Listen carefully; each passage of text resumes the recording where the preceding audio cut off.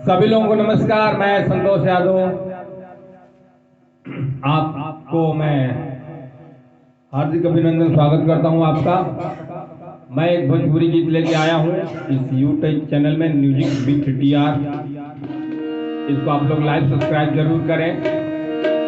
हमारे तेजराम साहू सर जी तबले पे और संतलाल जी मंजीरे पे। तो मैं एक भजन मैं गीत पेश कर रहा हूँ भोजपुरी। गोरिया चाँद के अजोरिया निया,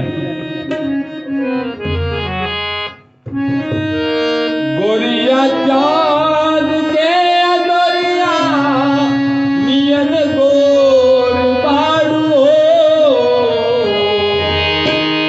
तेजराम भैया रंग का वर्णन करी पाए गाना में कि चांद की तरह दिखती हो। कैसे? गोरिया चांद के गोरिया नियन गोर बाड़ू हो।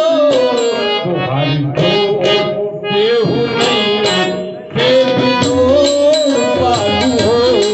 तुम्हारी तो केहू नहीं के बिजोड़ बाड़ू हो।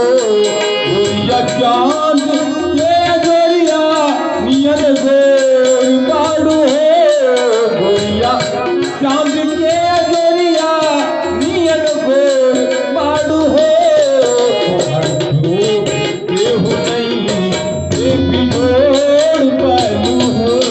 तुम्हारी केहू नहीं के बिजोड़ बाड़ू हो।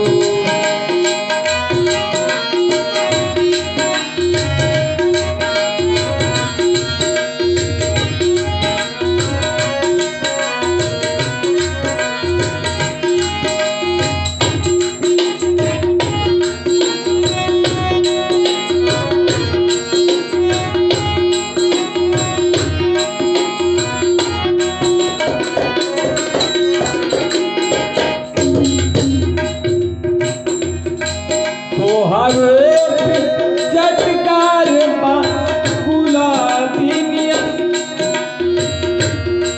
गाल उगल बनैना शराबी नियन। गाल उगल बनैना शराबी नियन।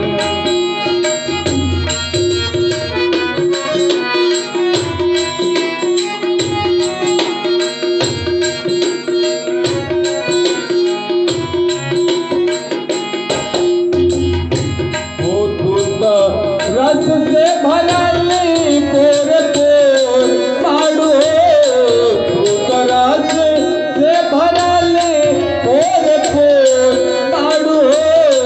तुम्हारी जोड़ केहू नहीं के बिजोड़ बाड़ू हो। तुम्हारी जोड़ केहू नहीं के बिजोड़ बाड़ू हो। गोरिया चांद के गोरिया नियन गोर बाड़ू हो।